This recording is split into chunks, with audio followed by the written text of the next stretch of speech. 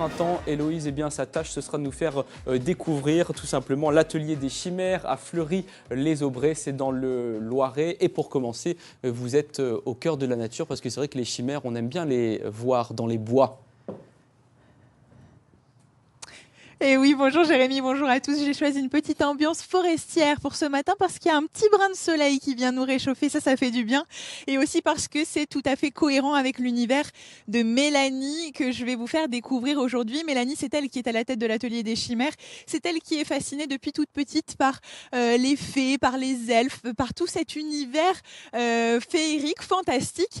Et vous allez voir, en parlant de fées, elle a des doigts de fée, elle est bijoutière, orfèvre, ciseleur et elle fabrique de superbes bijoux.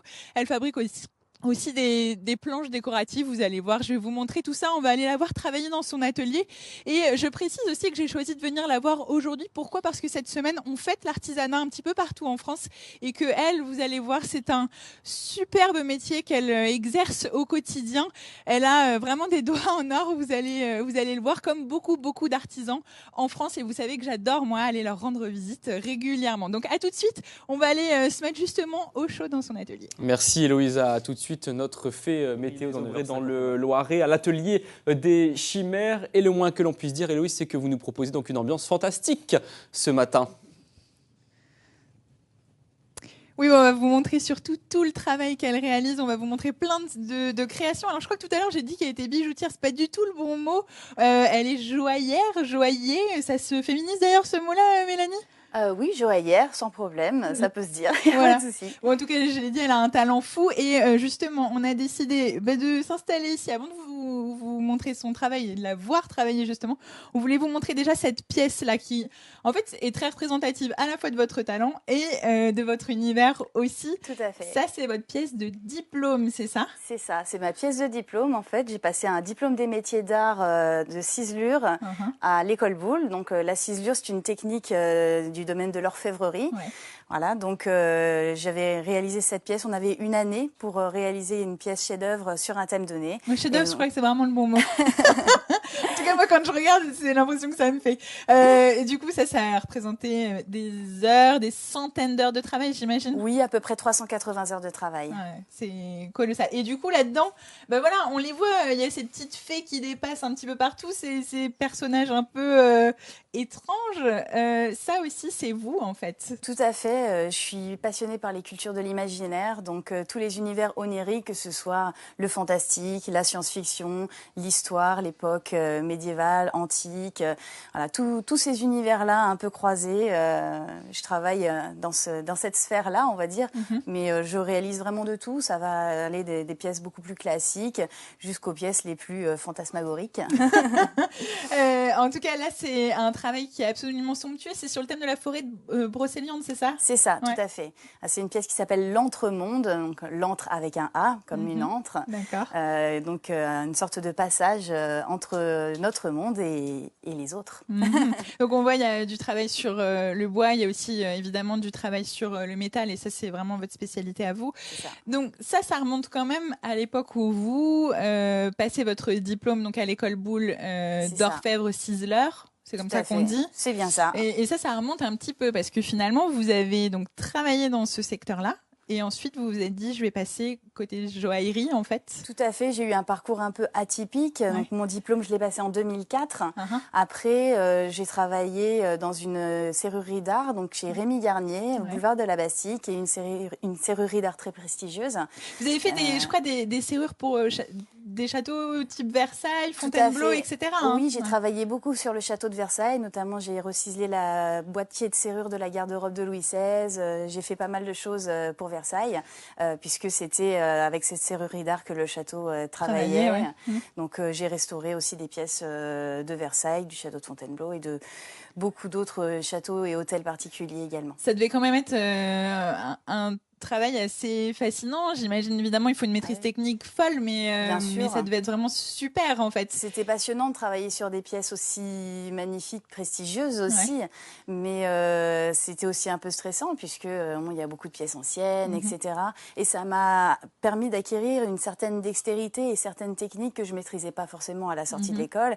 Notamment, ça m'a beaucoup appris en termes d'histoire de l'art, d'histoire des styles, donc le style Louis XIV, le style Louis XV. Donc j'ai énormément évolué de ce côté-là. Il me manquait par contre un petit peu la partie créativité et c'est pour ça du coup que une fois que, alors, je vais pas dire que j'avais fait le tour puisqu'on n'a jamais vraiment fait le tour dans ces milieux-là, mais bon, une fois que j'avais vu suffisamment de choses, donc au bout de 4-5 ans, j'ai préféré bifurquer vers un métier plus créatif qui est celui de la bijouterie. Et donc là-dessus, vous avez fait un diplôme dans ce secteur-là. C'est ça. Mais on va en reparler dans un petit instant. Vous l'avez vu autour de nous, il y a toutes ces créations. On va aller justement du côté de votre établi parce que elle a déjà commencé à bosser depuis un petit moment. Vous allez voir, elle nous a préparé une surprise. Merci Héloïse, on a hâte de découvrir tout cela. Nous, pendant ce temps-là, on va assembler. On va retrouver Héloïse qui est à l'atelier des chimères à Fleury-les-Aubrais dans le Loiret ce matin où vous découvrez avec grand plaisir évidemment ce travail minutieux sur lequel travaille votre invité. Oui, et ça me fascine. J'avoue que je profite des moments où vous papotez vous en studio pour la regarder travailler et j'arrive pas à décrocher mon regard de ses mains, de tout ce qu'elle fait. Alors c'est un travail qui est très très minutieux, mais vraiment c'est vraiment fascinant. Là, ça c'est vraiment votre métier d'origine en fait. Tout à fait. Voilà.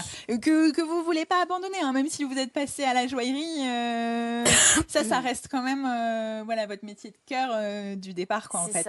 C'est ça. Malheureusement, c'est vrai que la ciselure et l'orfèvrerie, c'est des métiers qui sont un peu compliqués de nos jours d'en vivre. Donc du coup, on utilise des moyens un peu détournés. Je l'applique évidemment à la bijouterie sur certaines pièces, mais je continue à faire des pièces ciselées pour le plaisir.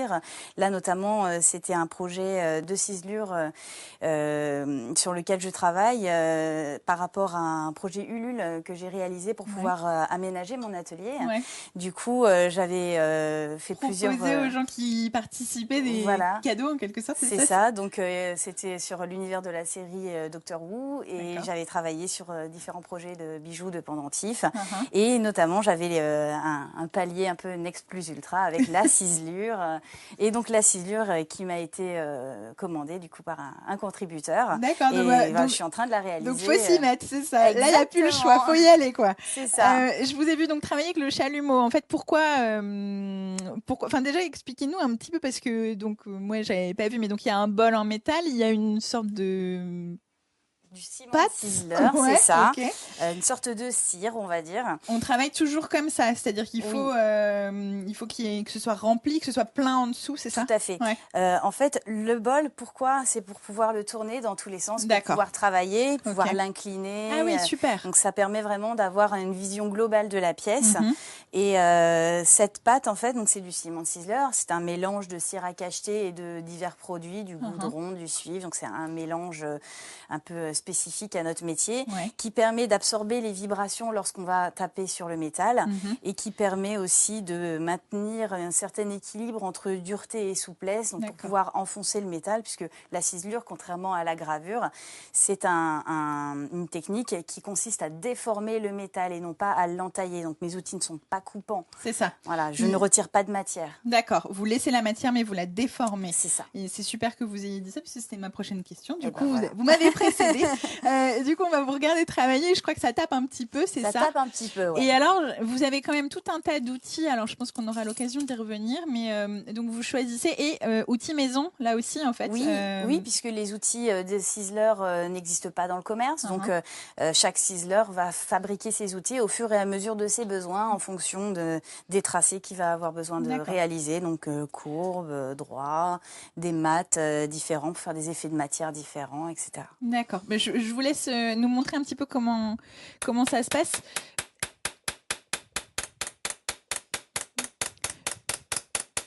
Une pièce comme celle-ci, vous pensez que vous allez travailler dessus combien de temps? Il y a une quinzaine d'heures à peu près. D'accord. Et vous faites tout d'un coup ou généralement vous faites plein de petites choses et vous y revenez En général, je travaille toujours sur plusieurs projets en même temps. Donc, du coup, j'y reviens régulièrement. Et puis, des fois, quand ma plaque se décolle ou que j'ai une petite modif à faire dessus, je suis obligée de la sortir du ciment. Donc, dans ces cas-là, il faut la redresser, attendre que le mélange refroidisse. Donc, il y a plusieurs étapes quand même à respecter. Donc, on est obligé tout de même de le faire en plusieurs étapes. D'accord. Bon, moi, j'ai l'impression que vous allez passer des jours et des jours à faire tout ça, mais je vois que vous avancez super vite, donc c'est parfait. On va vous rendre l'antenne justement. Je voulais juste je pense que vous aviez remarqué quand même, mais regardez, elle a mis à la fois ses boucles d'oreilles et un très joli pendentif, évidemment fabrication maison. Évidemment. Ça va de soi. Mais donc voilà, des exemples de ce qu'elle peut faire. Évidemment, on vous montre d'autres choses après avec la petite surprise qu'on vous a promis. Mais vous dites depuis tout à l'heure justement la fée qui nous fait partager tout cela, c'est Héloïse qui est en direct de Fleury-les-Aubrais dans le Loiret, dans cet atelier des chimères où avec votre invitée depuis tout à l'heure, Mélanie, on prend vraiment plaisir à découvrir son travail artistique. Ouais, on est... Mélanie, elle est en train de travailler justement, elle est en train de m'expliquer tout ce qu'elle est en train de faire. Alors là, c'est pas trop un monde quoi que, j'allais dire.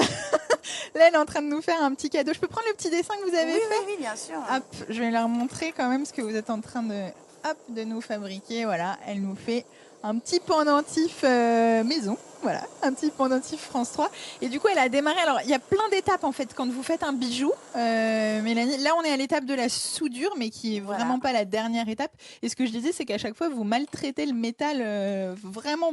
On le fait souffrir un petit peu, oui. Là, on le brûle, on le frappe, on le coupe. Ouais. Donc, on lui fait un petit peu de mal, mais au final, après, une fois qu'on l'a décapé, limé et poli, on lui redonne toute sa beauté et tout son éclat, tout son brillant. Vous aimez travailler tous ces métaux précieux uniquement, en fait, c'est ça essentiellement, oui. Je travaille essentiellement l'argent et l'or, mais je travaille également le bronze, le laiton, le cuivre, donc pour tout ce qui est ciselure, et puis aussi pour avoir un petit peu toutes les gammes de prix. En fait, je vais commencer vraiment à des prix assez bas jusqu'à des tarifs joaillerie beaucoup plus élevés en fonction du travail qu'il y a à faire et des matériaux utilisés. Oui, parce que vous aimez aussi, vous faites pas forcément de série, vous faites beaucoup de pièces uniques en fait. Énormément, oui. Je travaille essentiellement à la commande, donc d'après soit des dessins clients, soit des gens qui m'expliquent un petit peu ce qu'ils veulent, qui me donnent des thèmes. Moi, je réalise les dessins et je leur propose après différentes choses. Mais j'ai aussi ma propre collection. Je fais très peu, effectivement, de séries. J'en ai un petit peu de la petite série pour avoir un petit peu toutes les gammes de tarifs. Mais je travaille essentiellement la pièce unique et la commande particulière. Alors, je voudrais qu'on montre quand même différentes choses. Parce que moi, je savais pas du tout comment vous travailliez. Du coup, là, alors ça paraît un peu étrange. Ça fait une énorme bague, mais donc finalement... Une grosse chevalière. Donc ça, c'est quoi ? Enfin, en fait, ça, c'est votre modèle de bijoux. En fait, c'est comme ça que vous modélisez vos bijoux au départ. Alors ça, c'est une maquette. En fait, je vais commencer à ébaucher du coup dans un tube de cire ma forme de chevalière. Donc ça, c'est uniquement l'ébauche, c'est le début. Ensuite, je vais sûrement relimer de chaque côté en fonction de la forme de la table de la chevalière. Donc, soit elle va être ovale ou ronde ou avoir une forme blasonnée. D'accord. Donc, on taille avec des limes. C'est de la cire de bijoutier. Ensuite, ce modèle en cire va être pris en moule plâtre. Et ce moule va être chauffé et on injecte le métal en fusion directement dedans. Une fois que le métal est coulé, on va le plonger dans l'eau qui va refroidir le plâtre et du coup casser et on va récupérer le positif en métal. D'accord. Et donc justement, ça c'est un pendentif que vous avez terminé déjà. Et que je n'ai pas encore tout à fait terminé. Ah d'accord. Parce qu'il y en a un que j'ai vu, une création que j'ai vue qui ressemble à ça et qu'elle a. C'est ça, c'est presque le même. C'est presque le même, d'accord. Mais du coup, donc ça donnera lieu à un pendentif en fait après et ça c'est plutôt bien avancé encore. Ouais. C'est un peu plus avancé en tout cas que la chevalière. Ça c'est sûr. Ok, ça marche. Ça marche. Du coup, pour ce qui nous concerne, là en fait, vous avez pris du métal, une pièce de métal en fait, un reste, une chute, une plaque, une c'est plaque. ça. Et à l'intérieur, donc vous avez déjà découpé à la scie. C'est ça, avec des petites scies très fines, comme celle-ci. Oui, c'est ça. Et ensuite, après, en fait, là, vous avez soudé tout ensemble. Et ça, c'est quoi le petit rond qu'on voit là? Ça, c'est une tire-tissure. D'accord. Pour mettre une petite pierre. Pour mettre une pierre à l'intérieur. C'est ça. Donc là, du coup, j'ai utilisé une plaque de métal que j'ai découpée.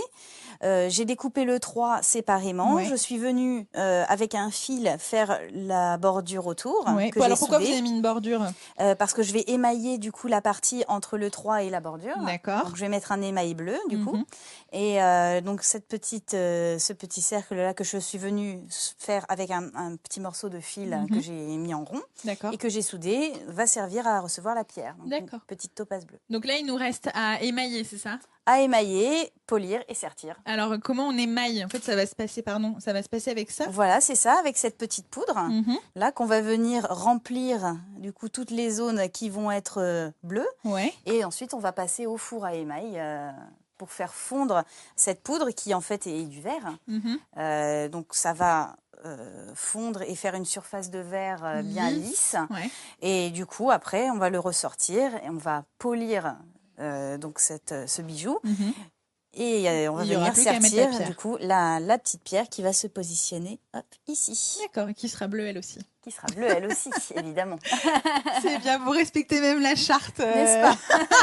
Elle est parfaite. On vous donne rendez-vous dans un petit instant. Vous avez entendu, on a un peu d'émaillage à faire, donc on vous dit tout de suite. Et je sais que le four est bien chaud, donc on va faire ça tout de suite. Merci Héloïse. On voit que c'est un très beau métier évidemment que l'on découvre dans cet atelier des chimères qui est donc en train de réaliser une très belle pièce depuis tout à l'heure. Oui, et il y en a plein autour de moi, des très très belles pièces. Du coup, j'aurais envie de tout vous montrer. Je voulais quand même vous montrer ça. Alors, c'est une pièce qui n'est pas du tout terminée, mais du coup, j'ose espérer que vous arrivez quand même à voir la jolie tête de dragon et le travail mais extrêmement fin qui a été réalisé justement pour faire tout ça. Et ce qu'on se disait justement hors antenne, c'est que en fait, tout ça, c'est pas parce qu'elle est joaillère qu'elle maîtrise toutes ces étapes. En fait, c'est parce qu'elle a tout un tas de diplômes différents. Hein. C'est ça, vous êtes formé à l'émaillage, d'ailleurs, c'est en cours, c'est ça? Émaillage en cours. C'est ça, oui, tout à fait. Okay. Je me suis formée à l'émaillage, donc j'ai une attestation de formation à l'émaillage en haute joaillerie, mais j'ai également un CAP de sertissage et un CAP d'art du bijou et du joyau, en plus de mon DMA, donc mon diplôme des métiers d'art en orfèvrerie et ciselure. Oui, d'accord. En fait, toutes ces techniques-là, elles s'apprennent, ça s'apprend pas sur le tas. Il faut vraiment pratiquer et au départ se faire former quand même. Oui, c'est nécessaire quand même d'avoir une formation avec, en tout cas au moins avec un professionnel ou en école pour pouvoir acquérir ces techniques et ces gestes qui sont vraiment des gestes professionnels. Du coup, là, c'est une sorte de pâte plus ou moins liquide que vous êtes en train de mettre. Donc en fait, vous avez mélangé votre couleur, donc c'était un bleu 25, c'est ça? C'est ça, tout à fait. Et vous l'avez mélangé avec quoi en fait? Avec de l'eau. Ah, d'accord. Voilà, parce qu'à l'origine c'est une poudre, hein, donc là ma poudre en fait je l'ai mouillée pour pouvoir la répartir de façon uniforme sur ma plaque de métal. D'accord. Et pour bien remplir en fait toutes les zones qui vont être émaillées. Et donc vous faites ça avec un petit couteau. Encore une fois, c'est du travail hyper minutieux. Hyper précis, oui, parce que je dois le lisser au maximum pour que ce soit uniforme. Bien uniforme et que ça fasse pas de bosse. Ensuite, je vais venir essuyer très doucement avec un papier absorbant l'eau qui va être pour éviter en fait dans le four que ça fasse trop d'eau et du coup que ce soit un peu trop long à fondre parce qu'il faut le temps après que l'eau s'évapore, etc. Donc ça peut prendre un petit peu de temps. D'accord. Aujourd'hui, voilà, vous là, quand vous faites ça, je dirais que il y a des difficultés techniques, etc. Mais bon, ça vous maîtrisez maintenant. Comment dire? Vous ressentez ça comment au quotidien quand vous avez des commandes, des bijoux à faire, etc. Vous êtes satisfaite justement d'avoir fait ce pas entre l'orfèvrerie, ciselure et la joaillerie en fait? Ah oui, complètement. C'est vrai que j'ai beaucoup de plaisir à faire mon métier, beaucoup de plaisir à donner du plaisir aux gens en leur en leur livrant les bijoux qu'ils ont pour certains longtemps rêvé. Ouais. Et vous faites beaucoup d'alliances aussi, il y a des gens qui vous sollicitent pour des alliances, c'est super beau quoi. Beaucoup parce que c'est vrai que les alliances, on a tous vu et eu chez nos parents les alliances classiques, donc l'anneau jonc que tout le monde a connu, mais de plus en plus les gens recherchent quelque chose d'un peu plus d'identité, si vous voulez, dans leurs alliances. Et demandent des choses un peu plus spécifiques qui leur ressemblent davantage. Et ça, c'est quelque chose qu'on ne va pas trouver dans la bijouterie classique. Donc, sur commande, on se rend compte qu'au final, une alliance en particulier, lorsqu'on est sur de l'or 750, ça ne coûte pas forcément plus cher de s'adresser à un artisan à partir du moment où on sait ce qu'on veut et où donc on peut discuter du projet avec l'artisan. Et y compris du budget. Et aussi du budget, voilà, c'est ça. Okay. C'est qu'une fois que le budget est fixé et qu'il est clair, l'artisan qui est à votre écoute peut justement vous proposer quelque chose qui va être à la fois adapté à vos budgets et à vos goûts. Et mettre en œuvre tout son savoir-faire justement pour réaliser une pièce superbe. Je vois que la nôtre est en train de prendre forme, elle est très très jolie. Je voulais juste vous montrer une toute petite chose parce qu'on ne le voit pas, mais donc Mélanie, elle travaille avec une sorte de, je sais pas comment. C'est du cuir, on dirait. Peau, oui, c'est ça. C'est une peau. Pourquoi? Parce qu'en fait, regardez tout ce qui est ici, tous ces petits. C'est de la limaille. Voilà, exactement de la limaille. Et ben tout ça, ça va être récupéré et refondu pour pouvoir être retravaillé. Je voulais le dire parce que en fait, c'est pour vous montrer que finalement, on travaille du métal précieux, mais qu'on ne gâche pas. Voilà. On va mettre tout ça au four et puis on vous retrouve dans un instant. Merci Héloïse, vous allez nous écouter attentivement parce que je sais que demain vous y serez à l'intérieur du Zénith d'Orléans pour découvrir My Fair Lady à l'intérieur de ce Zénith d'Orléans qui est en plein préparatif. Héloïse, on vous retrouve une dernière fois, d'ailleurs vous êtes à Fleury-les-Aubrais au nord de la ville d'Orléans ce matin. Hein.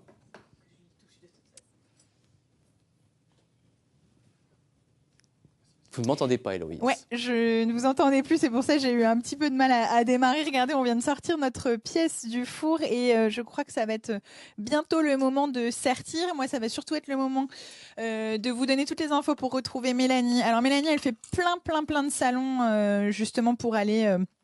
montrer un petit peu son savoir-faire, rencontrer un petit peu les autres fans de son univers aussi. Elle est très très suivie aussi sur les réseaux sociaux. Donc il y a un site internet pour la retrouver, atelierdeschimères.fr. Tout à fait. Il y a également une page Facebook qui est très facile à trouver où vous mettez vraiment en ligne toutes vos créations. C'est ça, y compris des travaux en cours de réalisation. Donc vous pouvez avoir de temps en temps des petites vidéos de moi à l'atelier, des photos.